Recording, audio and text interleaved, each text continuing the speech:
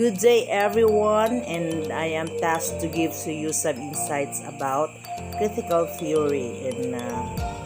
What is critical theory?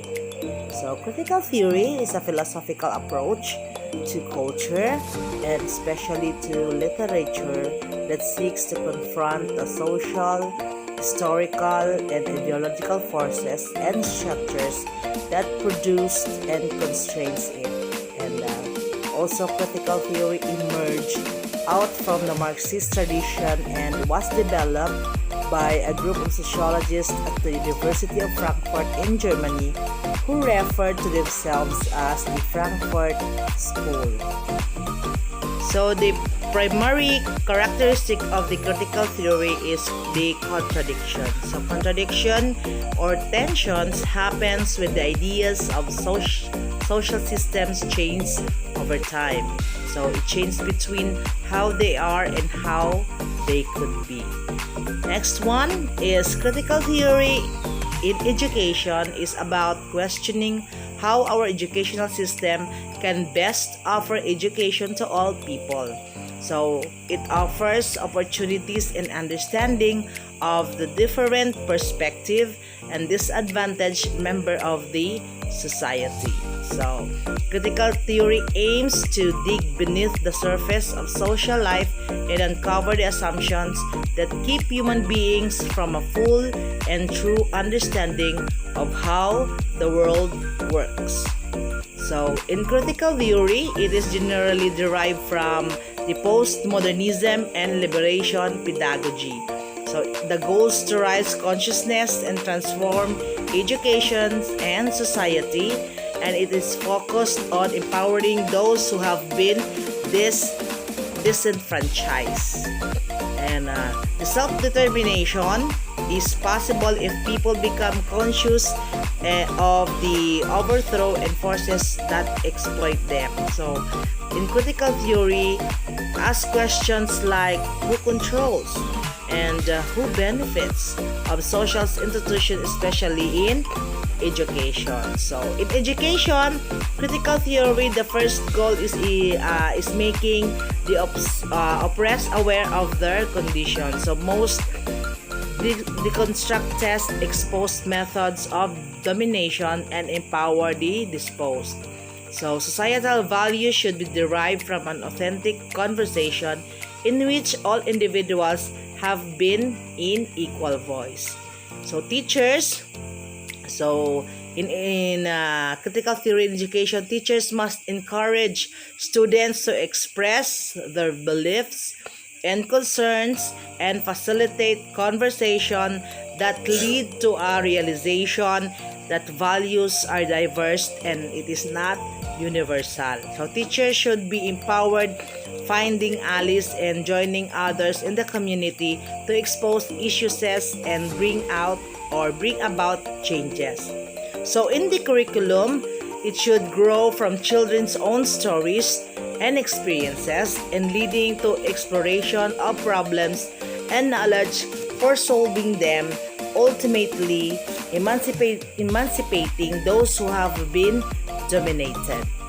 The first person who defined critical theory is Max Horkheimer and his 1937 essay, The Traditional and Critical Theory. So, as a social theory oriented towards critiquing and changing as a whole, in contrast of traditional theory oriented only towards understanding or explaining it. So according to him, he described a theory as critical insofar as it seeks to liberate human beings from the circumstances that enslave them. Next, we have the reflective assessment and critique of society and culture by applying knowledge from the social sciences and humanities. That is critical theory. So, oriented towards criticizing and changing the society as a whole, in contrast to traditional theories which only oriented to understand or explain it. So, critical theory, as I said earlier, it aims to dig deeper beneath the surface of social life and uncover the assumptions that keep us from full and true understanding of how the world works.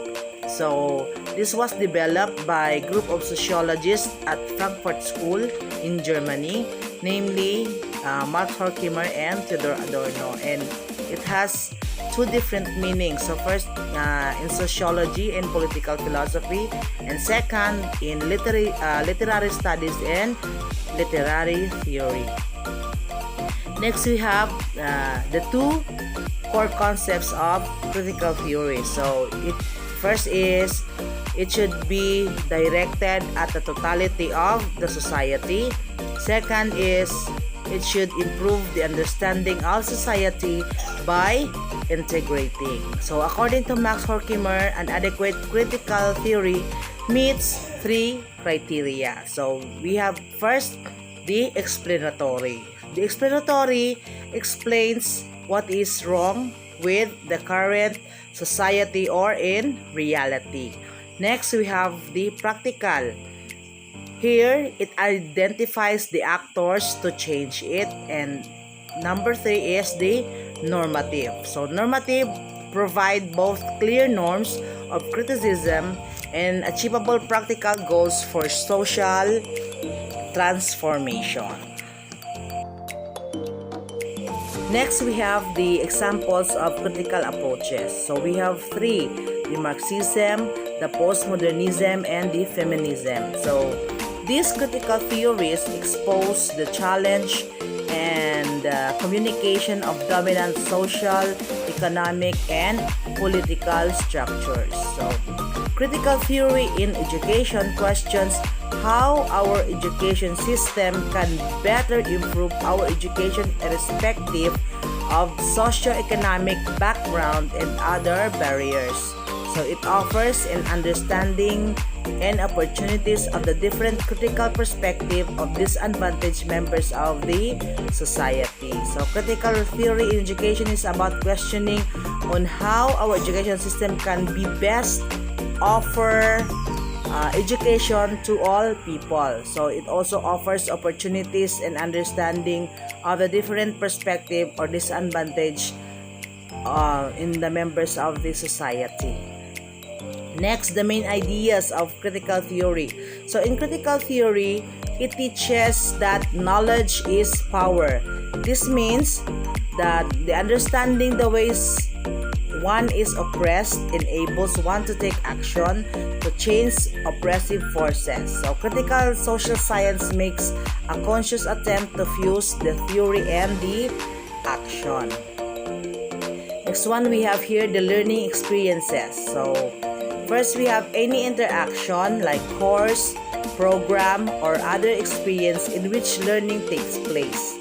So next one is traditional academic settings like schools and classroom through traditional educational interactions between the students learning from teachers and professors. Next, we have the non-traditional settings. So non-traditional settings, this is from the outside of school locations or the outdoor environment. So these have the non-traditional interaction. So here, students learning through games and interactive software applications, some discussions, talk, watching social situations like in TV, radio, and other social networks.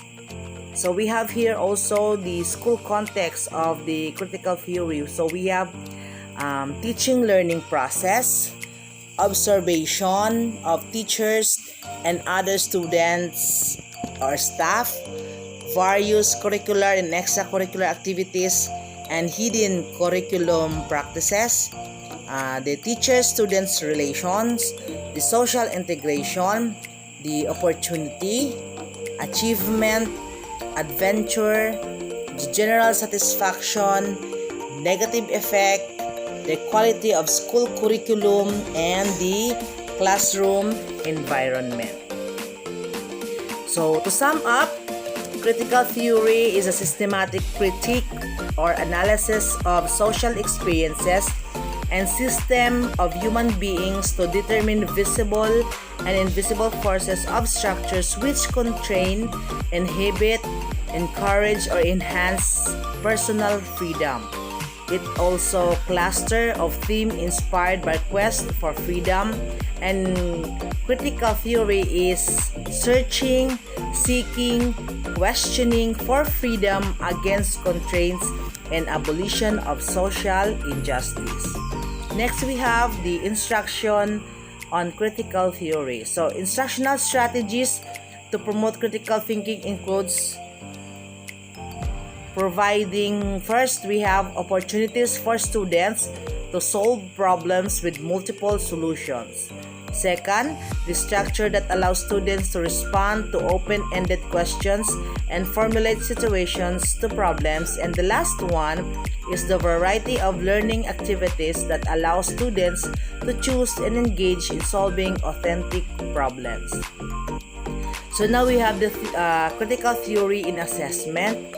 So critical theory in assessment, it can be tricky to perform because it encompasses such broad skills. However, we can begin to assess critical thinking by breaking it down into more basic components and then determining criteria so you can use it with your learners. So we have here 6 categories of critical thinking assessment rubrics.